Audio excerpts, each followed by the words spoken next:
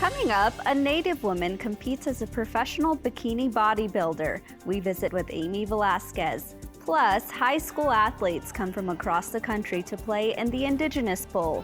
We'll show you how they took over the home of the Minnesota Vikings.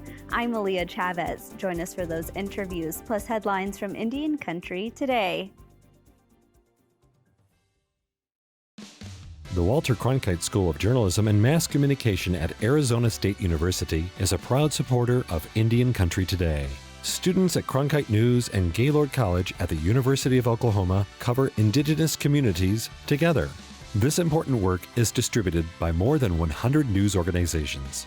This collaboration provides a much-needed boost to coverage of Native American communities nationwide. Learn more at cronkitenews.azpbs.org.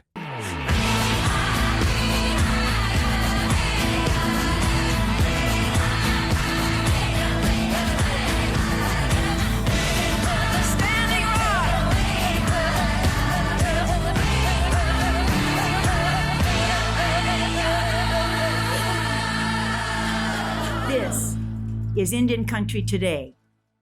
Kuwati Hopa. Thank you for joining us. I'm Aaliyah Chavez.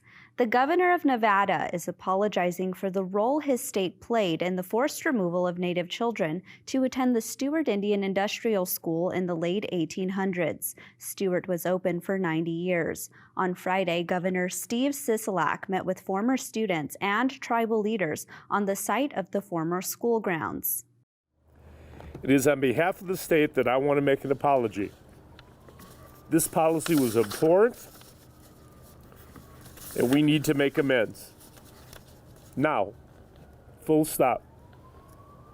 As a father, the pain of having a child taken away, never to return, and not to know what happened to that child is truly unimaginable.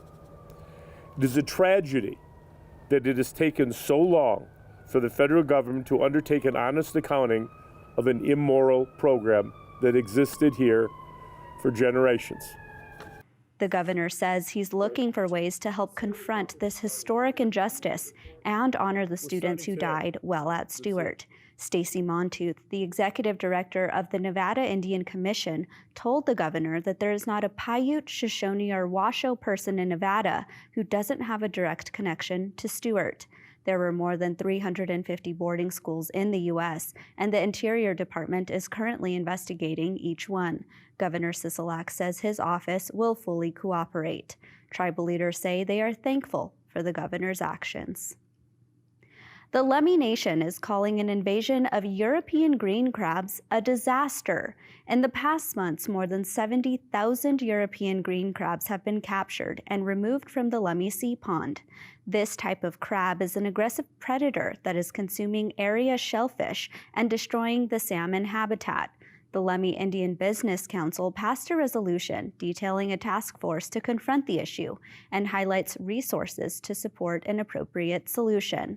The Lummi Nation says climate change has been the cause of warming water temperatures, which has only made things worse. Well, December usually means you may see a blizzard warning, and apparently that's even the case on the Big Island of Hawaii. The National Weather Service issued a blizzard warning over the weekend for its two mountain peaks of Mauna Kea and Mauna Loa. Scientists predicted wind gusts above 100 miles per hour and several inches of snow. Blizzard warnings on the Big Island are rare, but not unheard of. CNN reported the last blizzard warning there was more than 3.5 years ago. While Hawaii received snow, places like Denver, Colorado hit a high temperature that tied a record set in 1973. In Oregon, a student at Portland State University is now the school's first Native with a PhD in math. Benjamin Quanah Parker successfully defended his dissertation in November. To stay motivated, Parker says he made a list of Indigenous masters and PhD recipients.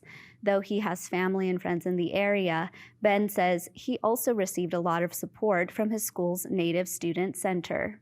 And I had a lot of support, I think, from a lot of the students there as well. And, I couldn't have done it without them. I think that much needs to be acknowledged, is that, this wasn't kind of a lone effort on my own. I had other people to talk to and kind of bounce ideas off of. But just to even talk to about their own experiences. I think that was really helpful.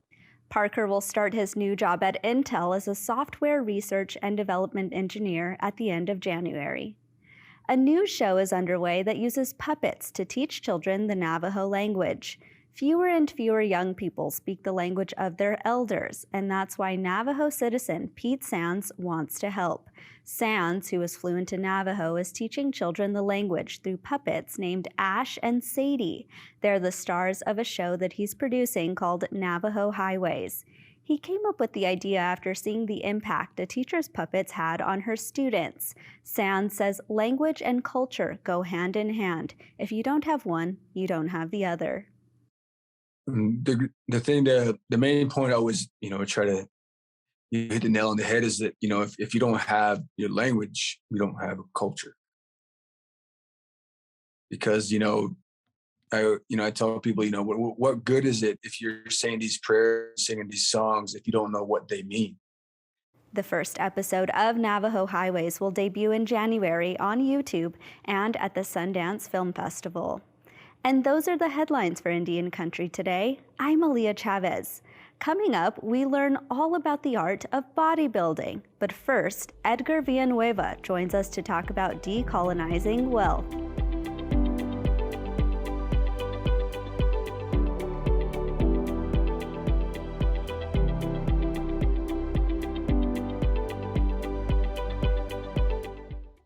Edgar Villanueva is an award-winning author, activist, and expert on the topic of race, wealth, and philanthropy. He is the principal of the Decolonizing Wealth Project and Liberated Capital, and he's the author of the best-selling book, Decolonizing Wealth.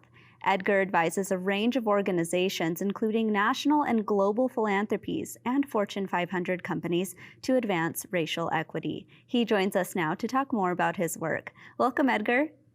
Hi, thank you. It's an honor. So I want to talk about your book, Decolonizing Wealth. What are some of the main topics that you push for in this book?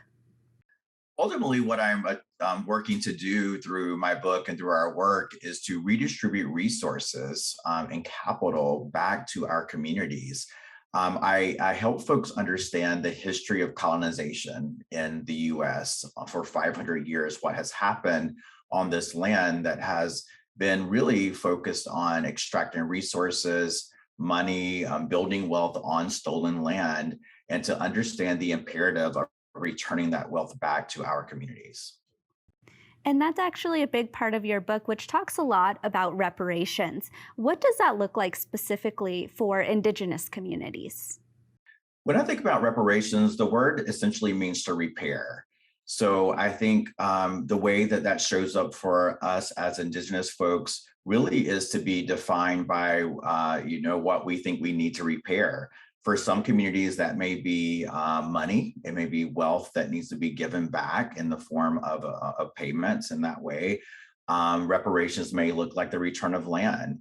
It's ultimately understanding and respecting our self-determination and our sovereignty, and to push the U.S. to understand and go through a process of truth and reconciliation, to recognize what has happened, to not erase history, to not rewrite history, but to take ownership and responsibility for this country's role in the near genocide of our people, and to respond to our needs and wants to try to right those wrongs. So reparations often is a word that's been used by the Black community and not in Native communities. But I think ultimately what we want and are demanding of the federal government can be similar in terms of acknowledging our sovereignty, our self-determination, and the need to redistribute resources, including land, back to our communities. And that's a great segue into my next question, which was exactly going to be that a lot of people have called for reparations and the form of land back. What are your thoughts on that? I really appreciate this land back movement. I think it's really beginning to resonate. I know in my work, where I work with a lot of people with wealth, philanthropists and donors, folks are really beginning to heed that call and say, okay, I have this land. I've gotten phone calls like, do you know the local tribe in this community? I want to give this land back. And so I think there's a groundswell of support and a deeper acknowledgement that we're experiencing right now around the importance and of thinking through land ownership and how we need to think about getting that land back to Native folks. There's a lot of nuance in that, I would say. We're beginning to support donors and thinking through, it's not just like, hey, I inherited this farm, let me call a local tribe and dump this land, on a tribe, right? There's an opportunity for transformation and healing that can come about for white people or for folks who want to donate land back. But we also need to do that, in centering relationship, ensuring that it's land that we as Native people may want to accept and that we have self-determination over that process. And so now we're beginning to see, because people are responding, sort of the nuances of the actual how to and getting land back into the hands of Native folks. This idea of capital and philanthropy, for some people like myself, feels like another world away. As a Native person working in these spaces, what does that feel like for you to operate in a space where you don't see Native people too often? It's been extremely isolating. When I started working in the sector 20 years ago, I literally knew just a handful, probably less than 5 Native American folks in the industry. Our numbers have grown. There is more representation. There is more visibility. And I would say there's probably an increased investment in Native communities from the sector.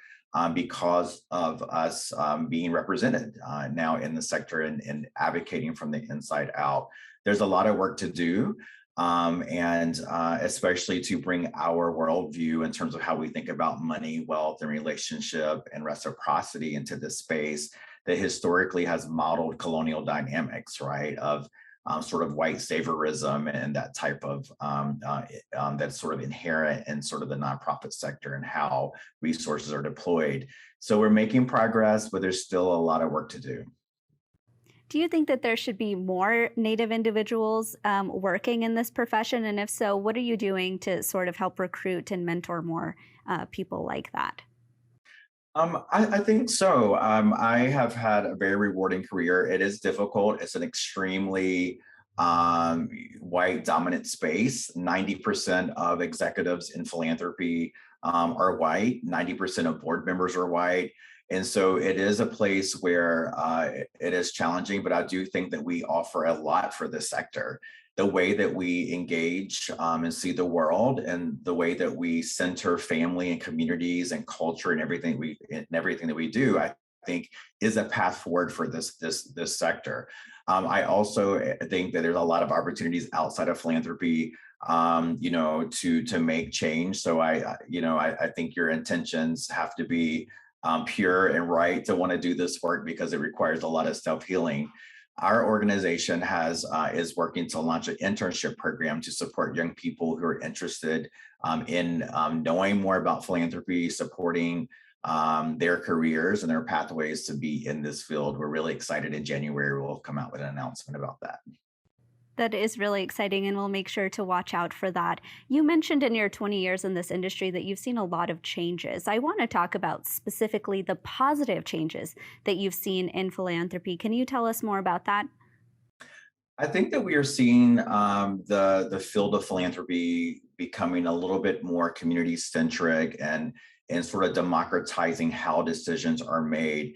Historically, in this industry, there have, the power and the decision making has been held by just a few folks. We're seeing more and more foundations turn to participatory methods of making decisions about resources. So bringing in folks from communities to advise and support the creation of strategies in terms of what gets funded and to actually make decisions around where resources go. We also have in this sector now many Native-led philanthropic organizations, from groups like First Nations Development Institute that's been around forever to newer funds like mine, Liberated Capital, who are led by people from our communities who are acting as sort of supportive bridge organizations between these donors and institutions and our communities. And by having Native people leading these intermediaries, we're seeing, a more groundswell support and knowledge and understanding of our communities and more trust to get resources through our institutions in a way that is less harmful, I would say, to our communities. During COVID, we at my fund moved a couple $1 million to Native-led organizations. We even had a direct cash payments program. And one of our partners in New Mexico said, "Oh my God, it made such a difference to receive resources from another Native, a Native-led fund, because they didn't have to, prove that they were worthy or jump through all of the hoops, because we move money in a very different way that centers relationship and trust." Well, I've enjoyed this conversation so much. Edgar, thank you for being here.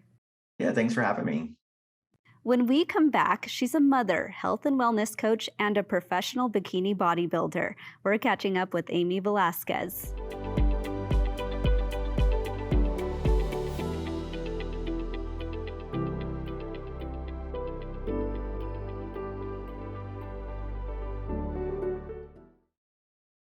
Aimee Velasquez is a professional bikini bodybuilder competing under the International Federation of Bodybuilding and Fitness. She started her journey of bodybuilding last year, where she won several first-place competitions and even the title of Miss Bikini USA.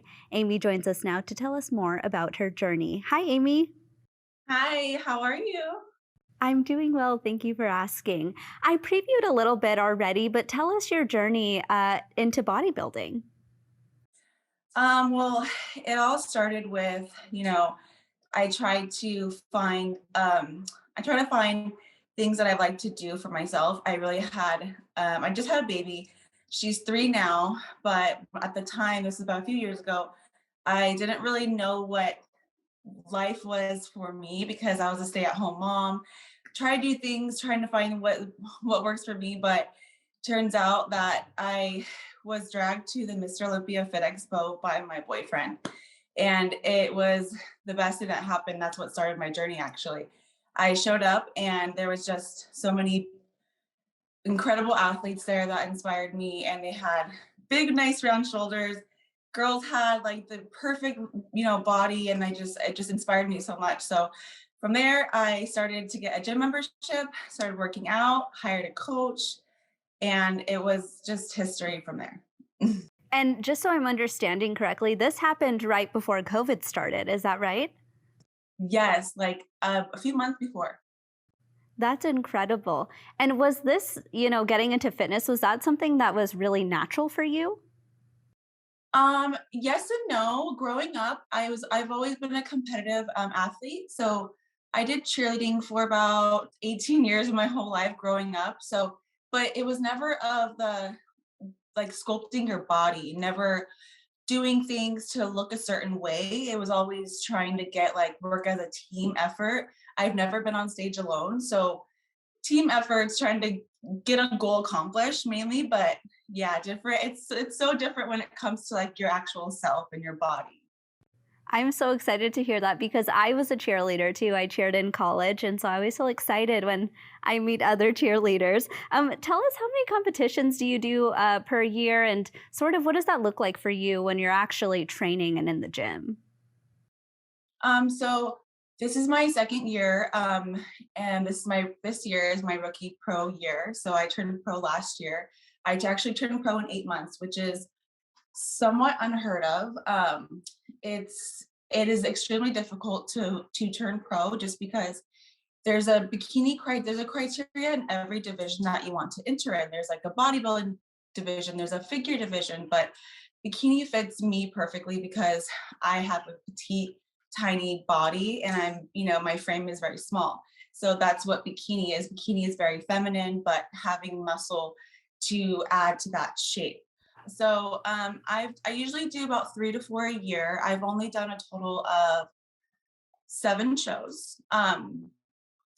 4 were my 4 shows were my win to pro. Sorry, 4 shows were on my way to go to pro, and then I just did 3 pro shows. So that's 8 total. So I just got off stage actually 2 days ago over in. I stepped on stage a few weeks ago in Anaheim. That was an Iron Games where I placed 8th, and that was really, really cool because the girls that had placed higher than me were actually top 10 Olympians that have been to Olympia. and have placed top 10 at Olympia. So it's been really, really fun. But the gym is the process. Going to the gym every day, eating my food, hitting my macros, doing my cardio, my training. That's what it's all about. That's what sculpts me and changes me into the person who I am today. And that's exactly what I'd love to talk about. Is I think a lot of people understand that you obviously have to train very hard when you're doing these competitions, but I don't think a lot of people realize that nutrition is equally as important behind the scenes as well. Can you tell us sort of what your cutting process is like? Yeah, so we call it an on season and off season. It's kind of the off season is where you're building your body. And that's where me and my coach are really focusing on my metabolism and my digestive system. Because when you go into a cutting phase, that means you add cardio and you drop your macronutrients a little bit. And macros are just like carbs, fats, and proteins, the things that you put into your body as far as whole foods. So those things. But when you get into a deficit, which means you're burning more calories than what you're actually intaking, and that is when you really cut down on the food. So in off season, we focus on getting my macros high to where I'm eating a really, really good amount of food, and I'm not gaining as much body fat with that. So metabolism is running nice and high, and that's priority. So you can stay healthy. And when you're in a prep, you're doing cardio, you're doing your training, and you're exhausted and you're on lower food. So it's good to make sure that you're eating really well and that you're getting everything nice and high. That way, when I do go into a prep, it's easier, it's enjoyable. I'm not killing myself. Yeah, but it's fun. Aimee Velasquez, thank you so much for being here. Thank you. Goodbye. 54 high school athletes gathered in Minneapolis for the 4th Indigenous Bowl. Sponsored by 7G, the game was Sunday at US Bank Stadium, the home of the Minnesota Vikings. The players on the purple and gold teams were from 16 states and represented 37 tribes. ICT's Shirley Snavy and Colby Kickingwoman have this report.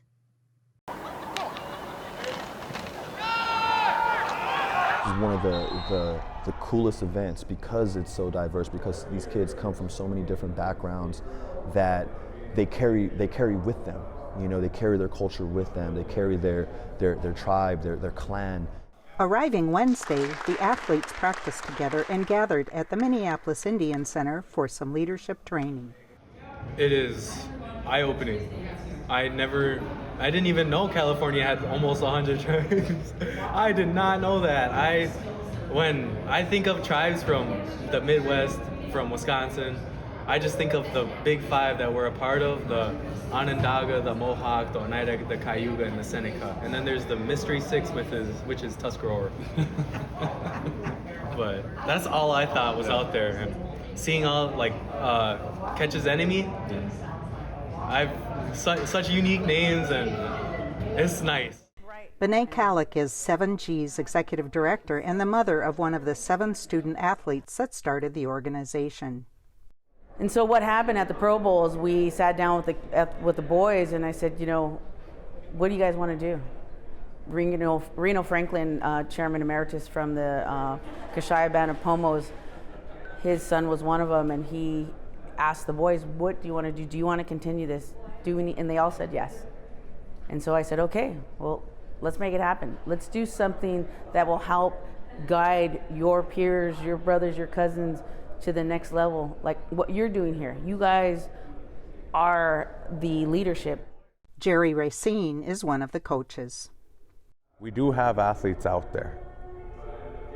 And for us to be able to help all these kids, and help fulfill their dreams and their goals, and help give them the answers and the tools and the resources so they too can go off and play college football or basketball or baseball or whatever it may be. And that's a huge part of it, is just creating a resource for them so they can be successful. 350 high school athletes applied this year, and 7G ambassador Dominic Tiger Cortez says it's just the beginning of programs for youth.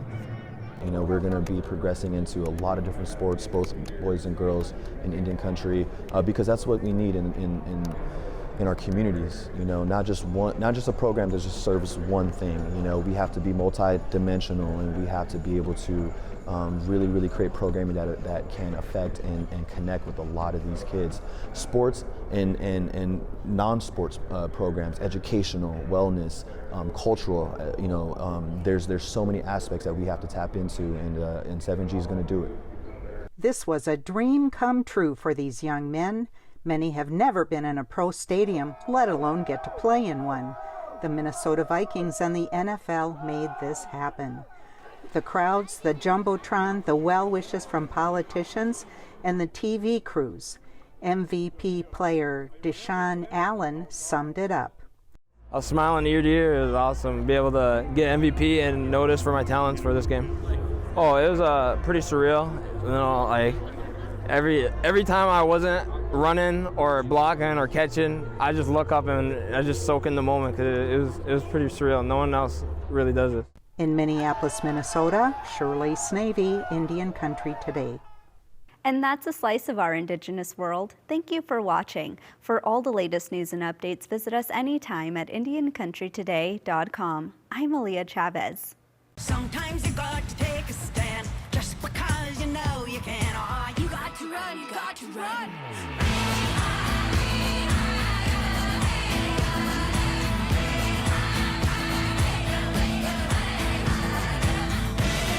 Standing rock.